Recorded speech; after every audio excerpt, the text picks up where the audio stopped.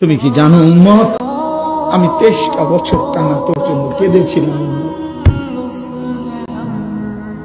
আমি এমন কাঁদা কাঁদছি রে উম্মত তোদের জন্য।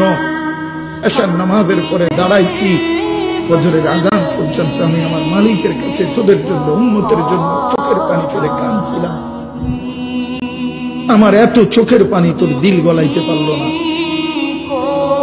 আমি তায়েফের পাথরের আঘাতে আমার পিঠটা চালনির মতো ছিদ্র ছিদ্র হয়ে গেছে রক্তে। আমি বুকে পেটে 2টা পাথর বাঁধছি ক্ষুধার কষ্টে।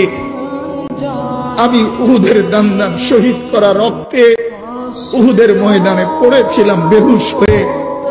আমার ঘরের চুলায় 3 মাস রান্নার জন্য কোনোদিন চুলায় আগুন জ্বলে নাই। আমার এত চোখের পানি, এত রক্ত, এত ক্ষুধার কষ্ট, কিছুই তোর মন গলাইতে পারলো না, তোরে সেজদা দিতে পারলো না।